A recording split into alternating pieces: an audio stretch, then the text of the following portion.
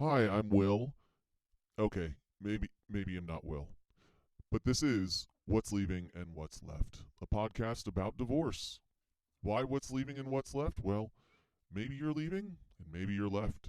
Which is to say, this is a show about divorce. It isn't a how-to guide. It definitely isn't a substitute for legal representation or therapy, although we will plead with you, please look into both those things. It might be good to mention here that there's nothing here to be construed as legal or medical advice. What's leaving and what's left is real divorce stories of real people. The idea came to me when I realized how many men I knew were going through divorces that would never look for help as they deal with divorce, or that when help was offered, they would never accept it. And yet, when they found themselves in a divorce, they wanted to talk to me about it. Interestingly enough, but maybe not surprisingly, their stories, and maybe yours, have a lot in common with each other. And while I can't claim to be an expert on divorce, relationships, psychology, anything, I think finding familiarity and common ground in some of these stories might be soothing and somewhat therapeutic. And maybe, at the very least, we can provide a parasocial group for people having trouble finding, or people having trouble even beginning to look for, help. Hey, it's Will. It's another episode of What's Leaving and What's Left. Today on the pod, we have John. John, thank you for being here. How are you doing today? Doing pretty well. Good. Thanks for joining us. John, you are divorced. It's true. Okay. How long has that been in effect and final? It's been final for about 3 years now. Separated for almost four now. Separated for 4. Okay. And without getting too specific, just so some people understand, separated for 4, divorced for 3. What state are you in? Oh, in California. California. Yeah, just like I don't know how laws vary state to state, but some people I think they raise their eyebrows when they hear about how long a divorce is taken, and they think anyway. Yeah, mine took almost 2 years to get through all the paperwork and processing. Yeah, it's just the way it goes in the Golden State. Yeah, definitely. Okay, how long were you guys married for? So let's see. I think 11 years at the time of filing. 11 years. And where did you guys meet? We met doing a study abroad Okay, in so England. college Yeah, sweethearts. college. Yeah, common. Um, so I like to jump straight to the middle. What was the conversation like where you both decided, however it came about, that you were going to get divorced? Can you describe that conversation a bit? Um, well, I guess it was. As best you can. Yeah, I know. I think it's one of those things that sort of unfolds over time in some Mhm. different ways, and you kind of have some. I had some personal feelings of epiphany around it at times, but I think that did some counseling, and there's a lot of points during that counseling that had watershed moments. One particular one was just sort of like an initial inquiry, and it was sort of just describing the state of the relationship and all that. And I think as I spoke out loud about how far apart I felt the relationship was, it was almost shocking to my ex to realize that I was in this spot. And I think the therapist who's doing sort of an initial intake was actually kind of blown away too that this is like where it's at. And Can you share a little bit about like how you describe the distance? sure, sure. No, it's kind of it's like a sort of meet and greet situation. I think it was a like a friend of my ex's or somebody they had used. But just kind of in describing it, we went through sort of the just various facts, how long we'd been together, have a couple of kids, that sort of thing. And as I started describing my own issues, I started feeling as though um, I described how we're kind of business partners in a lot of ways, and we'd been building this life together. Hmm. At the same time, it was sort of like we were operating down separate paths, and it had been like that for a long time. It was transactional more than romantic. Yeah, it was that was kind of just as you say some of this stuff out loud, and I think a skilled therapist asks questions that make you say things out loud that maybe you haven't even thought before, but Mm-hmm. just in saying it out loud, think I said something to the effect of there is no romantic relationship there anymore, and there hasn't been for some time. And it was kind of just like a shock to say it out loud, and um, it wasn't really the best car ride home. I'll say that. Yeah. Yeah. Okay. So that's tough. How did she receive this information? So she took it pretty hard. I think she felt like we were going through some serious challenges, and the idea that I What do you think the challenges she perceived as being so versus what you saw them as? Like, it's not there's a disconnect. yeah, no, there was. Well, she had expressed to me that she felt emotionally disconnected to me Mm-hmm. prior to that. I'd been going through some career things, and she'd expressed that she hadn't felt emotionally connected to me for years, and that completely shocked me at that time. And then, I think as some of those things were churning, I think in her mind there was some emotional connection to be had and to be recouped.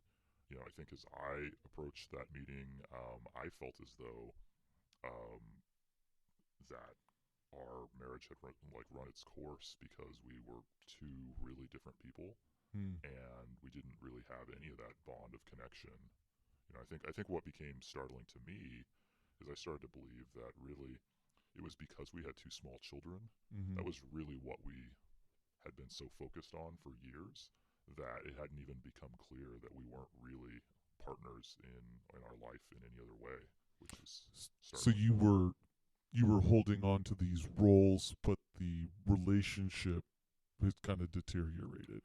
Yeah, It's yeah, it like was. I am It a was. I husband, mean, I am a wife, I am a parent, but yeah, we own a home together. mm-hmm. We have travel plans. We have family obligations. We've got all these things that we do that are sort of routine, Mm-hmm. and the plan is going well in all these different ways, except in terms of emotional support and connection. Mm-hmm. And yeah, we both really love our kids, so I think that was like probably something that brought us probably more together than Mm-hmm. we would have been if we didn't have kids. Mm-hmm. How old are your kids? So now they are 6 and 9. Right. And what's how are you? This is one of the reasons we stay anonymous. Is there are ongoing support issues, ongoing custody issues? Did you guys do arbitration? Did you litigate? What's your custody situation? Yeah. What did you guys end up agreeing to? So we went the arbitration route, Mm-hmm. and I think we had a really good um, arbitrator. For the most part, the process was a little bit hostile, Mm-hmm. but my ex really wanted to try to keep the marriage together, whereas I felt like it had just gone too far off the rails. Mm-hmm. But yeah, so she has them most of the time. I've got about 30% of the custody. Okay. I've always been the primary earner, Mm-hmm. and she hasn't worked since our second kid was born. So Still not working. not right now. Okay. Although I expect that to change. She's a professional and has a lot of career in front of her and behind her. So Okay. yeah. So um, so you've got that worked out. There's no ongoing current like back and forth or anything. Everything with the courts as of right now is kind of washed. Yeah. Our current settlement and support and all that has been pretty steady for some time. I expect that with her going to work soon and some of those things that some of that could get a little bit touchy. Mm-hmm. Certainly, any discussions around time with the kids will probably be challenging. And Yeah, yeah. No, those are really tricky, especially yeah when lawyers speak starts to involve children, and then now you're describing your tax deductions, but it's like that's a fucking kid. That's a weird way that we have to kind of like yeah, it gets emotionally really weird. Um, so I I know the answer to this. When when did things come to a head? Because it was a pretty crazy historical time, I believe. Yeah, no, the critical point when I realized this marriage couldn't last anymore was during COVID. So Yeah. it was during stay at home. Mm-hmm. I've always had a career that was pretty demanding. I used to travel a decent amount too, so there was something unique about being in that lockdown world. I think a lot of people Changes struggled the with that. dynamic a lot. It does. It does a lot. So, there were some really positive things in being able to spend so much time with the kids, but also it opened up a lot of light onto the fact that, that marriage wasn't great. We're not getting along. There And now we're around each other all day, every day. right. So things came to an head then. How long after kind of, you know, making it known that you thought things were over, were you still together? Were you forced together by shutdown orders, I guess? No, it was, I think it was May of 2020 Mm-hmm. that that I moved out, which was only really a couple of months of shutdown. So Okay. we'd have the conversations prior to COVID, and start doing some of the therapy stuff. But yeah, it was really those couple of months during lockdown that it was trying to simultaneously do some therapy and also wrestle with, is this salvageable, while Mm-hmm. being constantly around each other, and having kids that aren't able to go to school. All Mm-hmm. that kind of stuff was definitely intensifying a lot of it. This, feel free to defer, but can you describe how you dealt with it with the kids and how the kids took it? Yeah, the so at the time, my kids were much younger, so it was a little bit tough. I thought about it a lot, how to say it. I was even actually seeing a therapist at the time to kind of break it down and be thoughtful about the decision. Mm-hmm. At their ages, which were 2 and 6, Yeah, that timing works out. that sounds right. 2 and 5, actually. 2 and 5 or Um, 2 and 6, depending yeah, on the months. right, But right. The the message was, I'd made the decision. I'd shared it with my ex, and then I told her that I needed to tell the kids, and we did it together. But the message was that I tried to analogize it to how we have lots of family members who we love, that don't all live in the same house, mm-hmm. and that's what is going to happen here. I'm going to have a separate house from mom, and you're going to stay here with mom, and um, you know, you're going to have 2 bedrooms, you're going to have 2 things, and it's going to be a big change, but it doesn't change how much we love you. It's going to be a lot like when you go see grandma and grandpa or your aunt and uncle, except I'm your dad, so you're going to see me a lot more, and it's going to be great, but it's going to be different. Right. How did I mean 5 and 2? It's tough to get any of this to register with kids that little. Um, what was what did you read off their reaction? Well, they definitely were young and didn't process it in an extreme way.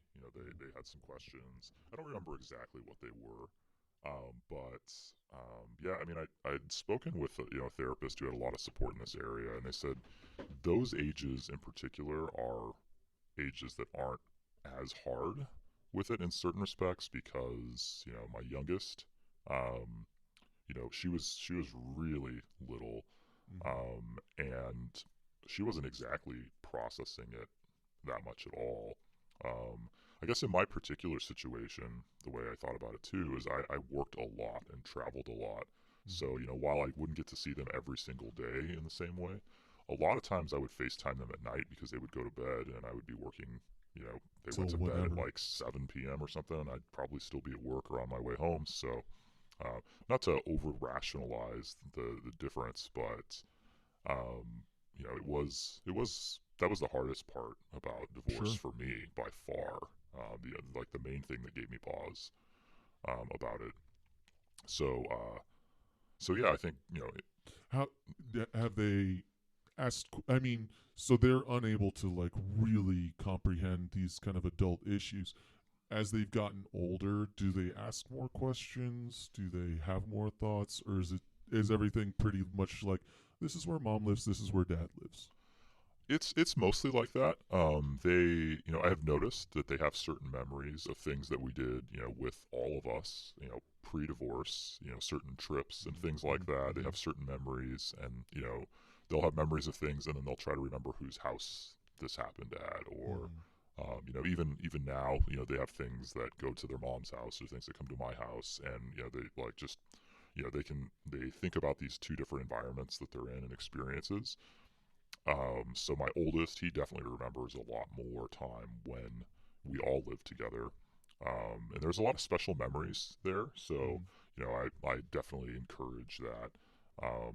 My youngest, I don't think she has a ton of memory, from Mm-hmm. being 2 and under, of everything. So, Yeah. it's kind of, my oldest will remind her, and, we kind of talk through stuff like that. But it doesn't seem really traumatizing most of the time. I think that there's certainly some emotional stuff around, missing one parent when the other's gone and that kind of thing. Mm-hmm. That's still, especially for my youngest. But I think, Yeah, when especially when they're still young, I encountered some of that too, where it's like even if I don't have a problem being with you, the other person's still not here, and so it's yeah, it's like being away from anybody that you love a lot. You're gonna miss them, and for kids to go from having both parents that they really want to be around to just going like, why do I have to miss one of you at any yeah, given moment? You know? no, definitely. Yeah. Um. No, Yeah, I that's mean, tough. it was interesting because it was really tough because I did have a pretty demanding work schedule. Right. So, previously when I would see my kids, it was like, it was always exciting, whether that's first thing in the morning, they're in a great mood, or, weekends we would do stuff together. So, I mean, I think the thing that I wanted to keep going is I still wanted them to be really excited every time they saw me. And I think for the most part, we were able to, like, still to this day, there's always going to be something we're going to do. It's going to be a really special time. Mm-hmm, So mm-hmm. it's been really important for me to have that kind of relationship with, Yeah. even their shifting settings, or maybe it's not the same as their, everyday routine. It's still really important for me. I'm very excited to see them, and Totally. I think that it's mutual. So there is how do you? I'm gonna say this, and it's not. This is not me attacking you. It's a symptom that happens, especially with men in divorce who have less custody. How do you prevent being Uncle Disneyland? You know what I'm saying? How do you maintain a paternal role, and it's not just, hey, dad's got you for the weekend, and it's just good times, great oldies. You know, like Yeah, it's how do you kind of make sure that you're not just giving them birthday cake every day when you see them, right? And you're yeah. still that father figure. All right, it's a great question, and I will say that I have been accused of doing that very thing by my ex. Fun. I mean, I think it's kind of trying to have a good mix of activities. Not to say that I've got this down or anything, but doing things at home, You're the spending only one time that doesn't together. have it down. Everybody else has this figured out. Right. Yeah, it's So weird. You need to fucking figure it out. right. And I know. But yeah, it's tough, right? Because yeah. it's like, I think that like a lot of times I want to do like meetups with friends and have like social type events, which, is that being a Disneyland dad or whatever? Well, not really. I think, when they're with their mom, they have a lot of social activities. They have play groups, they have things like that. So, I try to understand what they're, how they're spending time with their mom. I wish that there was a better co parenting situation Mm. because, I do respect her parenting, in a lot of ways. So, like, I'd like to have similar messaging on things, where possible, and similar kinds of responsibilities and things. So, like I, Is it possible to share a little bit more about co-parenting disconnects? sure, sure. I mean, in my current situation, there's very little communication with my ex. It's it's pretty rocky. So we use an app. The app Mm. works pretty well. But What like what made you decide that this app was the way to go? so in mediation, when we would discuss certain things, because it was a pretty abrupt, divorce in a lot of ways, our mediator saw tension coming from my ex, and he strongly recommended using this tool. It has a tone meter in it, which is kind of funny. So Tone so so yeah, if you put in, like turns red text. it has like some bars, so if you've got an overly aggressive or something kind of message, the tone meter will go up. Not that I would ever do such a thing, but I mean, it could be, it'll say like, you could write a sentence and it might say this is, aggressive or Mm, humiliating. Sometimes it's just a very like factual. You know, me being a professional, sometimes my language is technical, mm. and the tone meter doesn't always like that. Sometimes Oh, sure. it'll think that that's more Can you like be a little warmer? something like that, right? But yeah, so that's how we mostly communicate, and it's around activities that the kids will participate in, things like that. So I mean, we're both supportive of the kids doing things and planning that, and all that. So that's really positive. But yeah, I wish there was more communication around things that the kids are working on, or like ways to like help encourage them to work on things when they're at the other parent's home. Okay. No, I feel similarly in my relationship a lot, and I think kids want that too. The consistency between one home and another. Where do you expect discipline? What are your expectations in general to to go from one household where there's ostensibly a similar message on how to parent? Now you have two houses where there's not the communication of this is how we parent. Um, but would you say overall you and your ex have different parenting styles? Um, I think that when we were together, I felt like we generally had a pretty good consensus on a lot of things. Being sort of she's definitely historically was I don't want to say overly strict, but like pretty strict, like tough but fair kind of mentality, which I think I tend to agree with that. It's hard to know at times. I definitely, I frequently ask the kids things, like if they're experiencing something, like, um, you know, would you be able to do this at your mom's house? And just kind of like I just try to get a Yeah. sense from them as to like some If of they the ask things you that for they deal something with. and it's like, well, what would your mom say? Like if they're Yeah, trying to get away with yeah, something in yeah, one place. because obviously, I think all kids sense that they can get different answers from different parents, and they really can play into that, same household or not. Mm-hmm. So I think that I know that they can't just walk all over their mom, Mm-hmm. and I don't think they really try that hard. But at the same time, I want to make sure that they're getting the right kind of relationships with their parents. And I mean, I'm thankful that despite the fact that my marriage ended in divorce and everything, that the mother of my children is somebody who I still respect, and I think that like overall, as a parent, I think she's doing a really good job. They're in good hands, and you can And be I comfortable with think things that. would be a little bit different if I didn't trust her parenting, Mm-hmm. or I thought that she was somebody who was damaging the kids. I think I would have to Right. be a lot more over the top than I have to be in this situation. But So right now it's not that. It's not that. You can right. you're not worried about what's being fed to the kids in terms of parenting. No, I'm not. Maybe I'm too lax there, but yeah. I mean, there have been times when I've noticed behavior in the kids, and I've shared that with her, over the app, and Obviously. she's provided information, back. But for the most part, I think that the kids seem like they're doing really well. They're pretty well adjusted, going through the same things that I think normal kids their ages are. you know. Yeah, yeah. Thank you for sharing about the kids. I kind of want to talk more about John. After divorce, did you start dating right away? Did you have like some time? Like what was the relationship layout like? Yeah, well, it's something I've been trying to figure out even to this day, to be honest, because as you mentioned, I married somebody I met in college, so Mhm. I wasn't used to adult dating at all, Mhm. which was a pretty big adjustment for me. Yeah, you were together for 11 years, so that's 11 years out of the Well, dating plus add a scene. few before that too, right? So Oh yeah, yeah, yeah. So how to long were go you from together total?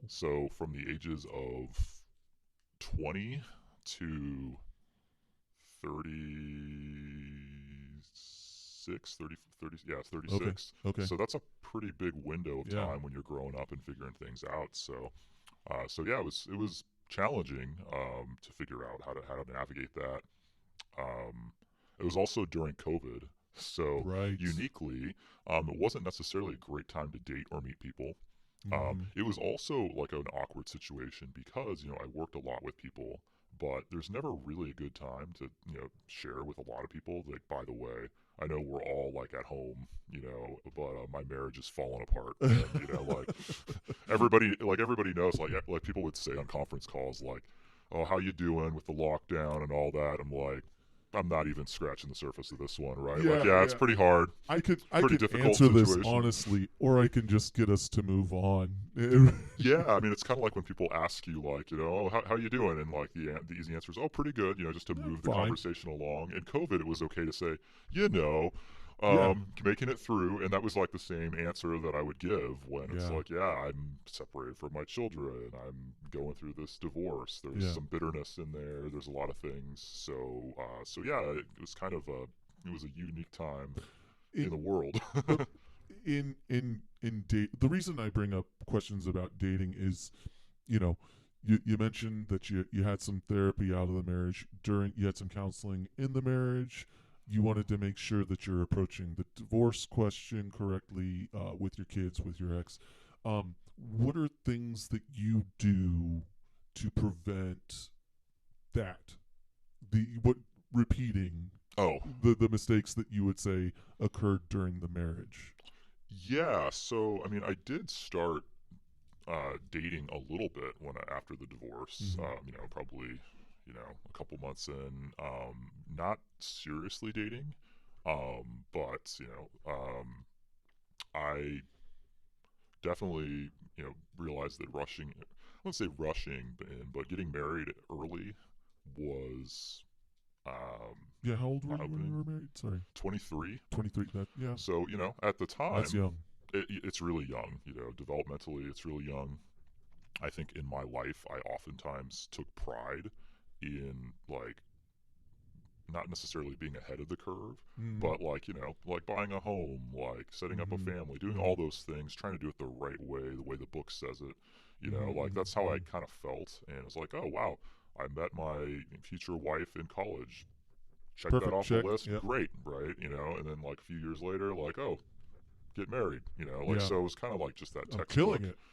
Just knocking Absolutely. things off the list. What happens when you get to the end of the list and you've knocked them all off? Yeah, and I don't know what that list looks like for a divorced man in his, in his Yeah. 30s, right? Oh shoot, I don't know what the blueprint is, right now for a guy with a couple of kids. And doesn't it Um, start to make you think about, where did this blueprint come from? Where did I imagine this right, originating from? Right. right, and it's like I think all of us are influenced by what we see Mm-hmm. people in society doing who look successful. Mm-hmm. I'm certainly influenced by what I know my parents did that wasn't successful, Mm-hmm. or people who I respect and what they did. So like I think that a lot of the actions I was taking early in life were to set me up for success or what imagined success would be.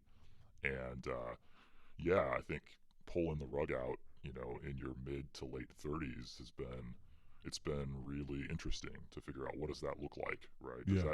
Does that mean that I marry again, or that I never will, or that I won't have more kids, or that I will have more kids?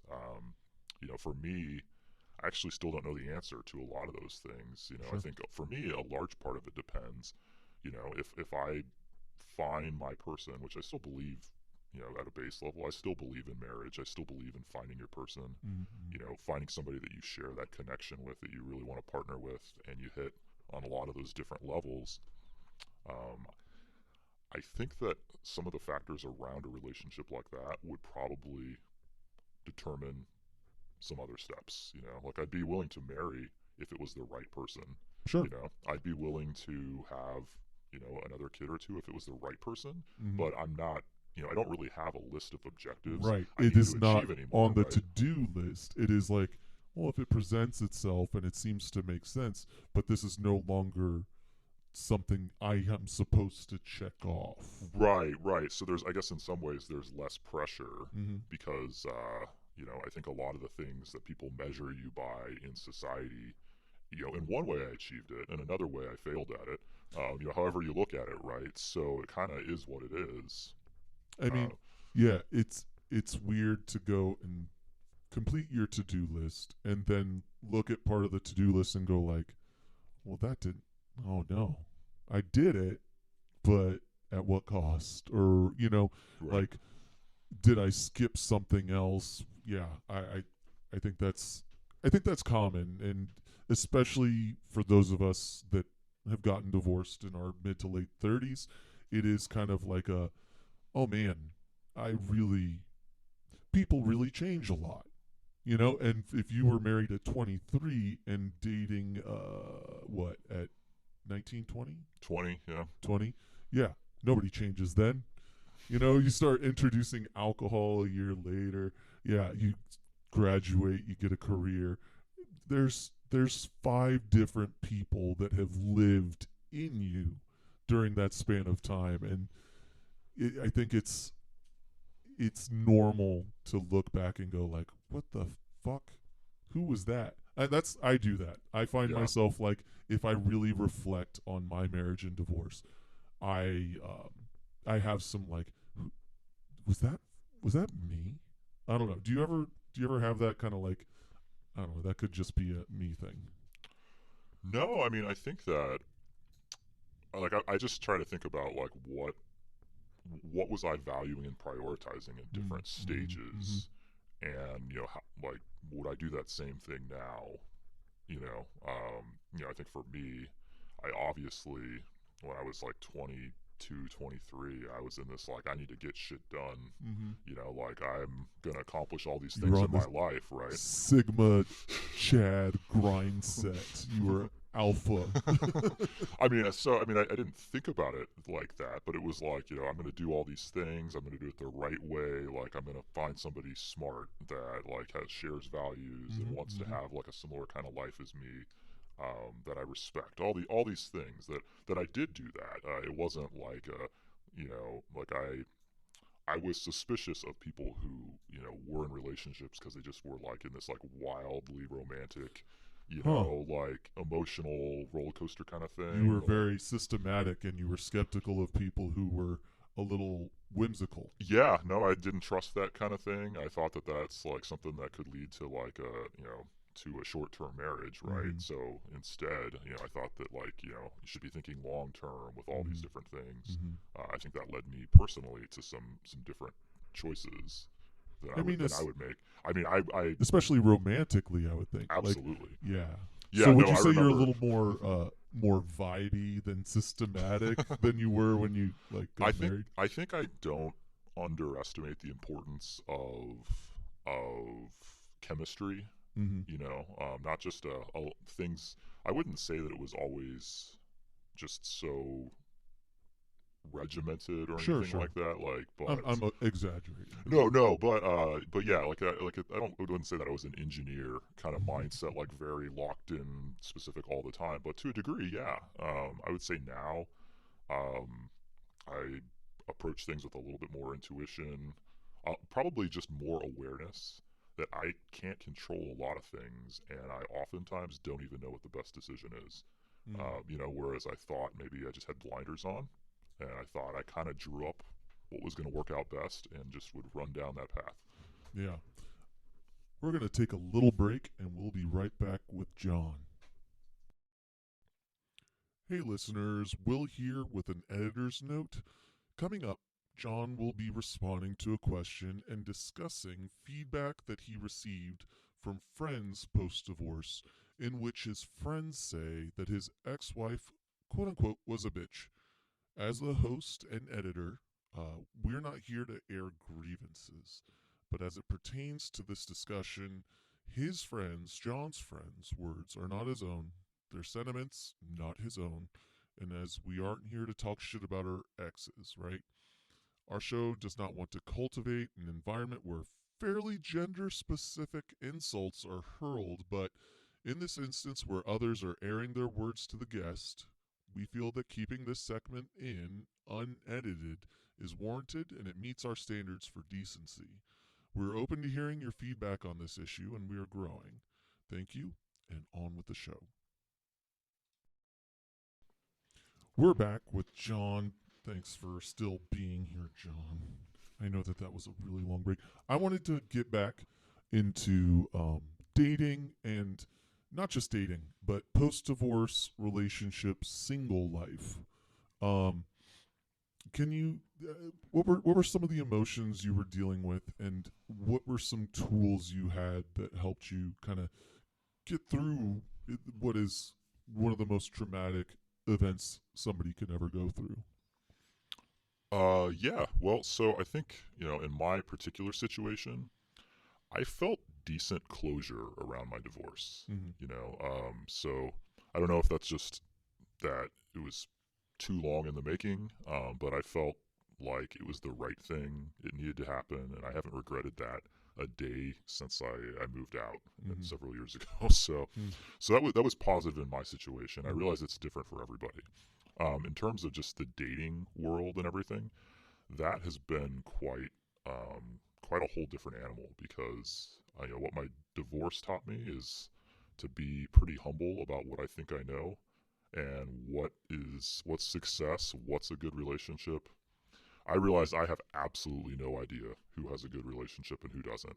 Right. Because I think on paper, some people were shocked to find out that my marriage wasn't a happy one. Mm-hmm. They'd see that we'd go on trips. They'd see that, a lot of the basic material things that you have, we were succeeding in. So what could you possibly be fighting about? Right. And it's not even that we were necessarily fighting. It was just that there was like this void that we both were experiencing in different ways. There just wasn't a connection there. Some of which I didn't even realize was there. It was great in the dating world, just because I felt like there was like a lot to offer that I hadn't really realized because I was so busy just trying to live up to the task of being this husband that I had tried to be in a relationship that wasn't working. I felt like I was constantly trying to be like a super dad, and just trying to please all these different people all the time. And I felt like in a lot of ways that wasn't really working out, even though I tried. So I think when it came to like the whole dating world, I just kind of opened my eyes to some possibilities where it's like, well, there might be somebody who I wouldn't ordinarily, think I would date on paper, and maybe they will or will not be a long-term thing. I don't really know, but I also have realized that I'm not really the best guesser at what's going to work for me, because after I got divorced, I had a lot of friends and family who were like, oh, yeah, she was kind of a bitch. I'm like, what? And they're like, yeah, like, we just kind of thought that you liked somebody who was, like, mean to you like that. And I'm like, yeah, it would have been great if somebody said something. Like, I don't know that 21-year-old me would have listened, but... yeah. And I appreciate and I'm sorry to use, like, offensive, but yeah. You did it in one of the most diplomatic ways, at least in the context of this show, which is to say, you didn't say, I look back and said, what a bitch. You said, my friends told me afterwards. And it's like, well, friends said that to you. Nobody can argue that happened. No, it's factual, Yeah. But yeah, I think that there were so many different ways where I was unaware of how bad things had become in the marriage. Yeah, I had friends who'd visited me, and they were like, yeah, your ex like really didn't like us, and it was really clear for these different reasons. And hearing it removed from it, I was just like, oh my gosh, like I never would have even thought that was acceptable behavior if I'd seen it. but I was so busy trying to be the person I thought I needed to be all the time that I didn't even take in some of that stuff. So I think from, a dating standpoint, I'm trying to avoid those same pitfalls because I have learned about myself that I like challenges. So I might think that there's a relationship that I really want to make work, and I might just try to be Superman again. And I have done that with a relationship where there's a few indicators that it wasn't working, but I thought if I could But just I do can this, Rambo the shit out of it. I can save this by myself. I don't need you to save this relationship between the two of us. Kinda, and so I think that we have to learn our tendencies and figure out how to navigate. What does that mean?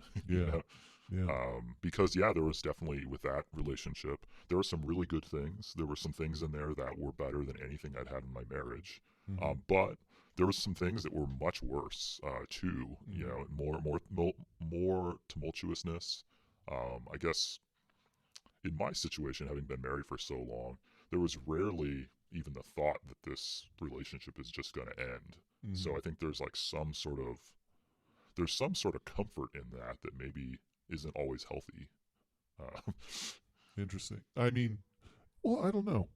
Why do you think it's unhealthy?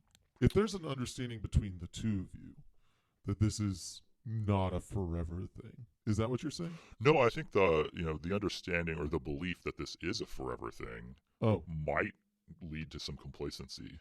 Right? In a marriage, in a marriage. So I think that I probably would have been more aware of certain, shortcomings, of the relationship if I'd, hadn't just had my mindset on as that, we're going to work through this 20 years from now, we'll have killed it. We can kick this can indefinitely because we're together forever. And we're doing great work on paper here. Right. And this little fight or this thing right here, we're on the same team, we're going the same direction, it's fine. We can just let it go for another day, another year. Whatever. So I think having that commitment, whether that's a marriage or some kind of long-term relationship, is something that you can get used to. And as you're dating, and for me, dating in this current environment is very, very different from that. There's not really a lot that's you can take for granted as permanent. And it's, so I think it's definitely easy. Everybody is constantly bombarded by options, quote unquote. Yeah. And so nobody is like, I feel stuck. I think that's a whole different podcast topic. About what social media and the ubiquity of dating apps and social media does to dating mentality. But anyway, I totally hear what you're saying. And it's one of the reasons that I think my partner and I, we are okay not getting married because we have been part of a complacent kind of mindset in our marriages. And it's well, there's no real rush to handle these things. This hasn't risen to a level of argument. So we just brush it under the rug. And now it's very much no, every day we are presented the choice. It is not going to be a complicated years-long legal battle if we want to bolt. So what are we doing to choose each other? That's been our experience. And does that resonate? No, I think it's important to see it as, in a relationship like that, are you choosing that person every day, actively, right? In different ways, it might be that you've got some things that you need to take care of and you're going to need them to be patient with you, but it's choosing to communicate that, choosing to show up in different ways, that I think is really, and doing that actively and communicatively is really important.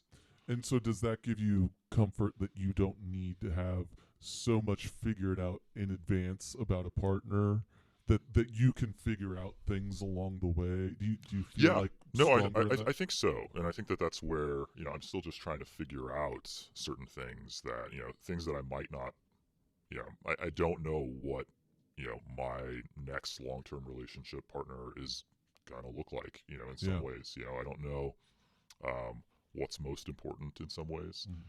So I realize that as I say this out loud, I feel like my dating skills just sound like they're in shambles. But there's just certain stuff that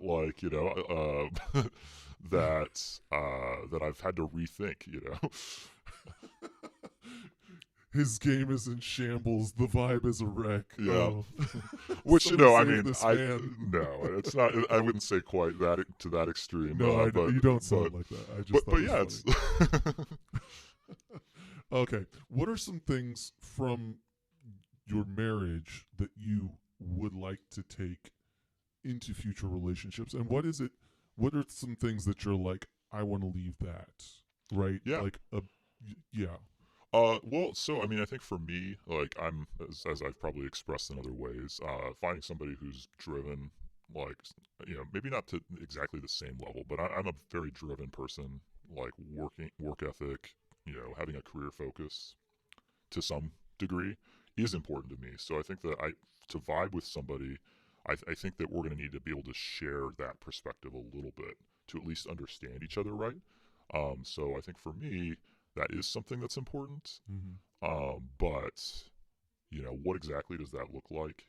Does it mean that we're in the same field or same career? I'm not exactly sure. So I'm more flexible on some of those things if there's somebody who has the right communication style or compassion. I think what I've always wanted is somebody who helps make me better in different ways and isn't afraid to call me on my bullshit. So I think that that's something I've sought after in a partner, and found it in different ways. That was something that my ex was very good at. Some ways you like, some ways you don't, Yeah. kind of thing. And I think that that's one of the things where I think that my ex did make me better in different ways and was very strong, intelligent. That's something I do value, but there has to be some kind of chemistry and romance there that I think wasn't quite the right fit for us. So I'd like to find that, that kind of that fit, emotionally, romantically, with somebody who I also respect. I don't think I realized how much that's necessary, through different times in life to have somebody who, has whether that's love languages or chemistry or whatever it might be.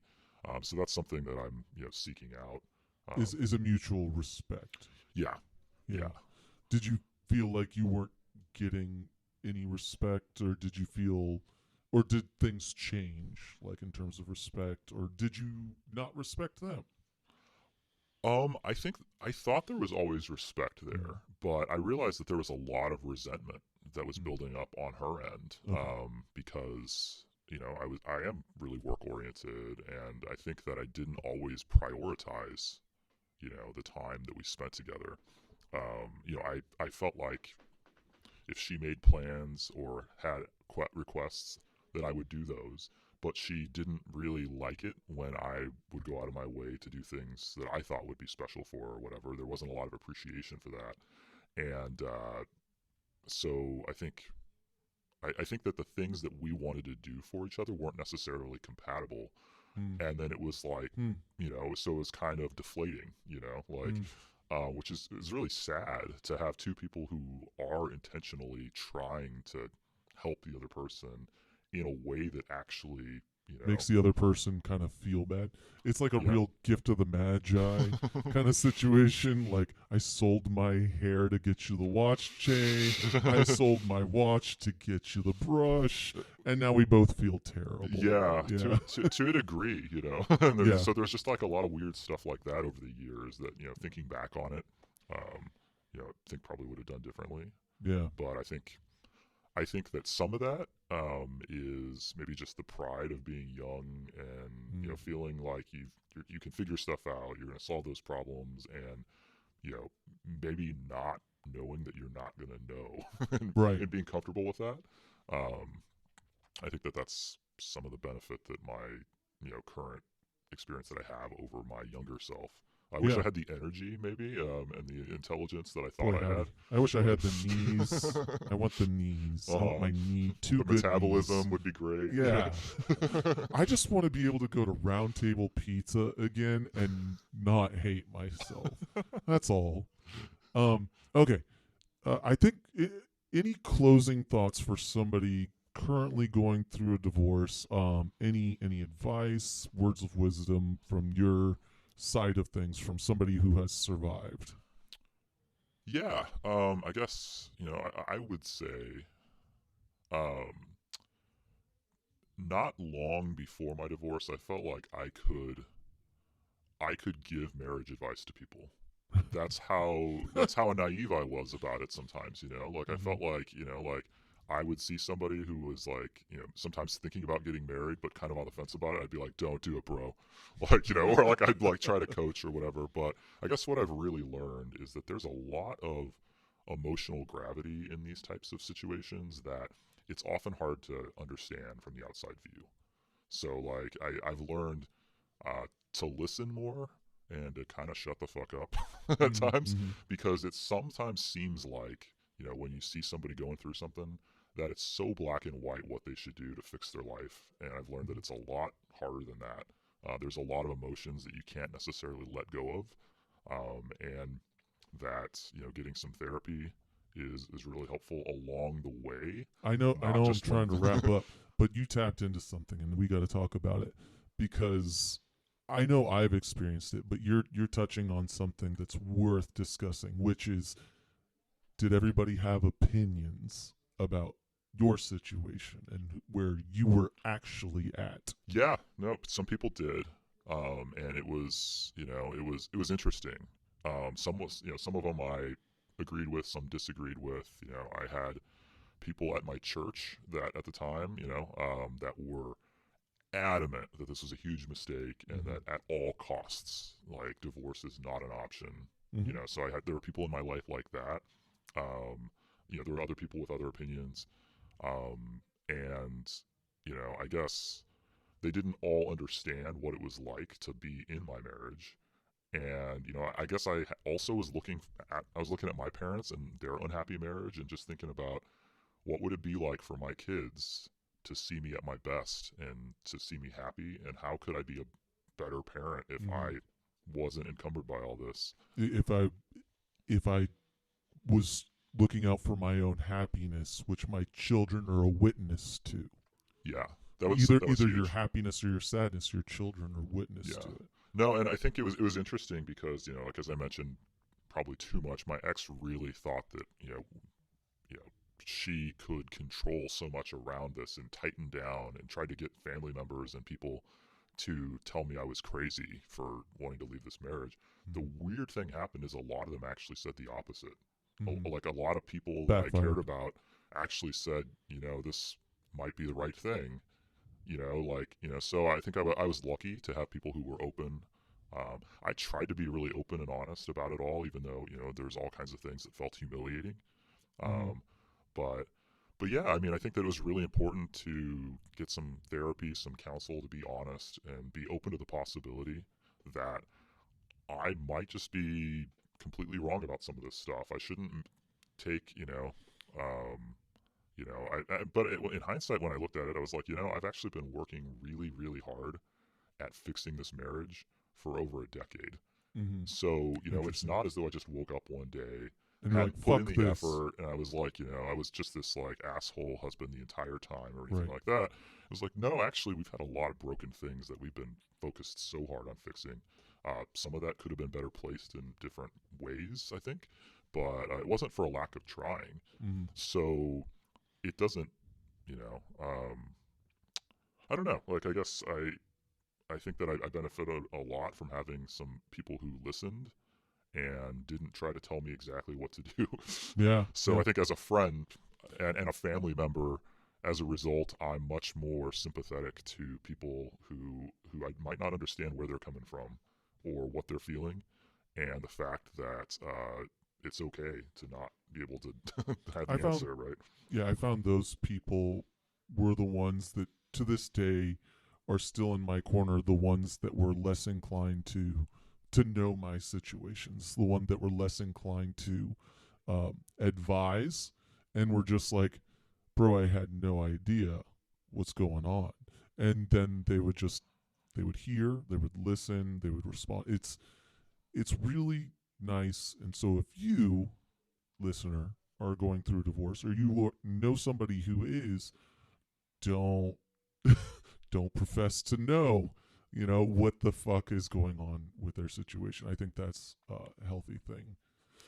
Anything else? Closing thoughts, John? No, that's it. No, thanks for having me today. Oh, Talking through this stuff is, it's challenging for a lot of people. For everybody, I would presume, that's myself included. that's why we have the podcast. I have a hard time getting people to talk about what they're about to go through or what they're going through, and then emergency comes up. I got served. What the fuck do I do?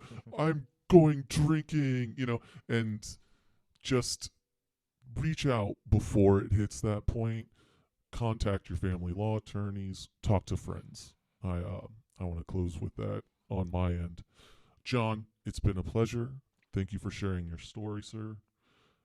I'm Will. This is What's Leaving and What's Left. You have a great